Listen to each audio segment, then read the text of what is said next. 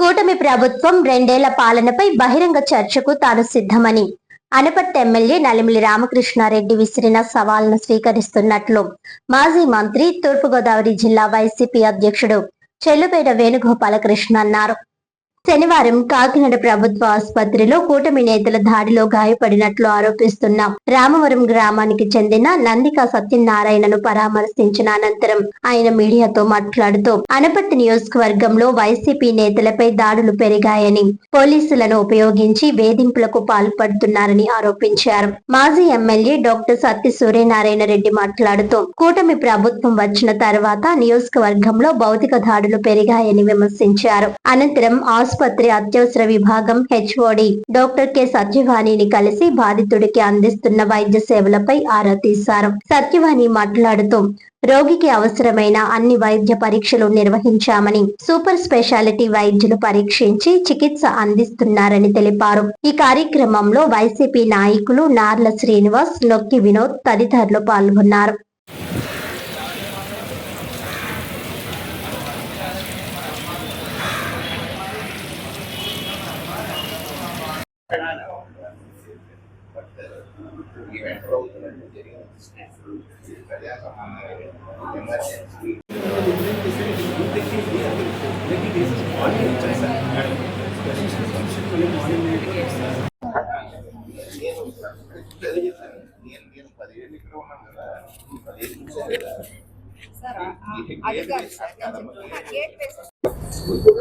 ప్రజాస్వామ్య దేశంలో ప్రజలు ప్రభువులు అని ఒక నానుడు ఉంది కదా, నానుడు కాదు వాస్తవం.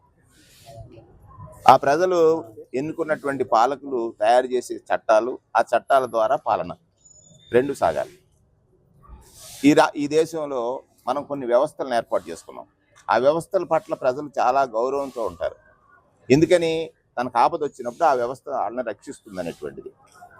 దురదృష్టం ఏంటంటే, నిన్న అనపర్తి నియోజకవర్గంలో అర్ధరాత్రి ఇళ్లపై దాడి చేసి వ్యక్తులను గాయపరిచి, గాయపడినటువంటి వ్యక్తులు ట్రీట్మెంట్ కోసం ఏరియా ఆసుపత్రికి వెళ్తే నందిపు సత్యనారాయణ అనేటువంటి ఆయన, నిన్న మధ్యాహ్నం నేను ఆ నందిపు సత్యనారాయణ ఇంకొక కోటిరెడ్డి అనేటువంటి వారిని పరామర్శ కోసం వెళ్తాననే లోపు సమాచారం తీసుకున్నటువంటి పోలీస్ శాఖ ద్వారా వారిని కాకినాడ ఏరియా హాస్పిటల్కి పంపింది. కాకినాడ జీజీహెచ్కి పంపించారు.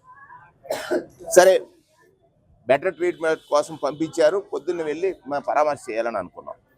కానీ ఈ మధ్యలోనే పోలీసు వారు వచ్చి వారిని డిశ్చార్జ్ చేసేసి నైట్ 9 o'clock, అంటే మార్నింగ్ స్పెషలిస్ట్ వచ్చి చూసి లోపే డిశ్చార్జ్ చేయడం అంటే ఈ సామాన్యుడికి సర్వజన ఆసుపత్రిలో సంరక్షణ కరువైందా, అంటే బలవంతపు డిశ్చార్జ్ చేశారా అని ఇప్పుడు నేను ఆర్ఎంఓ గారిని అడిగాను.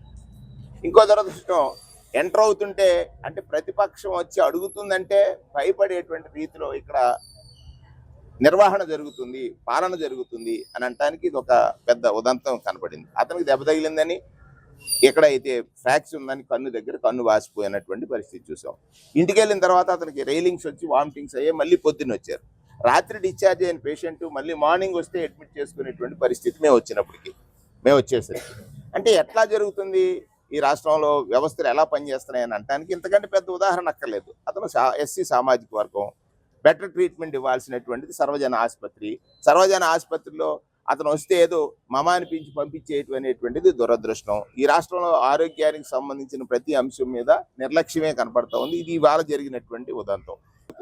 గతంలో జరిగిన దానికి నేను ఏదో మీరు మా జగన్మోహన్ రెడ్డి గారి దగ్గర డిబేట్ పెడదామంటే పెడదాం, అది ఏ ప్రాబ్లం కాదు. ఆ రోజు జగన్మోహన్ రెడ్డి గారు చక్కగా ఏదైనా తప్పు జరిగిందంటే ఖచ్చితంగా దానికి కావలసినటువంటి విధంగానే ఆయన చర్యలు ఉన్నాయి, అది మేము ప్రూవ్ చేస్తాం, దాని ప్రాబ్లం కాదు.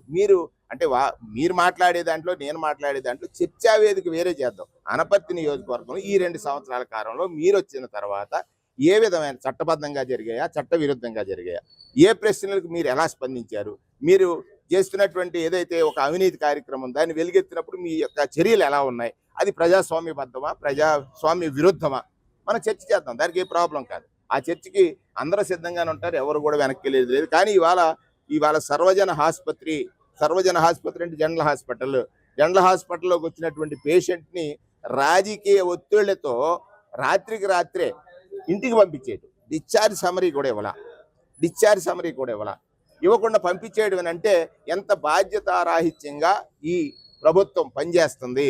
ఈ ప్రభుత్వంలో ఉన్న అధికారుల చేత పని చేయిస్తున్నారు రాజకీయ నాయకులు, ఎవరైతే అధికారంలో ఉన్న నాయకులు. ఇప్పుడు కూడా వ్యవస్థలో పనిచేసేటువంటి అధికారులు అందరూ కూడా సక్రమంగా వారి విధులు నిర్వహిస్తారు. వాళ్ళ మీద ఒత్తిడి వచ్చినప్పుడే ఈ రకమైనటువంటి సమస్యలు ఉత్పన్నం అవుతాయి. దీన్ని స్పష్టంగా పౌర సమాజానికి, ప్రజలకు అందరూ కూడా వివరిస్తా ఉన్నాను. ఈ ప్రభుత్వం కేవలం ఏకపక్షంగా అధికారం అనేటువంటి అహంతో, లేకపోతే అధికారం మాదే సొంతం అనేటువంటి దాంతో వికృతమైనటువంటి పాలన సాగిస్తుంది. ఇది ఒక ఉదాహరణని ఈ సందర్భంగా మనం చేస్తాం. వార్తల్లోని ముఖ్యాంశాలు మరోసారి.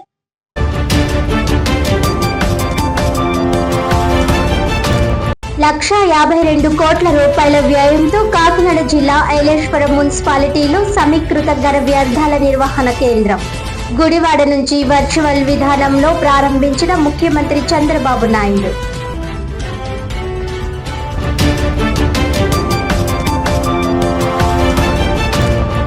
కాకినాడ కలెక్టరేట్ లో దివ్యాంగుల సమస్యల పరిష్కారం కోసం ప్రత్యేక గ్రీవెన్స్. జిల్లా నలుమూలల నుంచి వచ్చిన దివ్యాంగుల నుంచి 22 అర్జీలు స్వీకరించిన జిల్లా కలెక్టర్ ఎంఎన్ హరీంద్ర ప్రసాద్.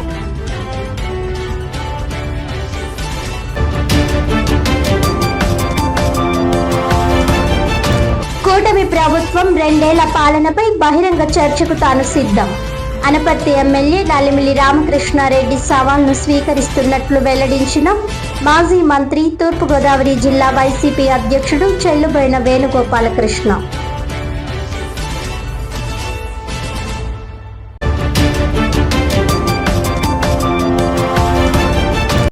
ఈనాటి వార్తలు ఇంతటితో సమాప్తం. తిరిగి వచ్చే బులెటిన్ లో మళ్ళీ కలుద్దాం. అంతవరకు సెలవు. నమస్కారం.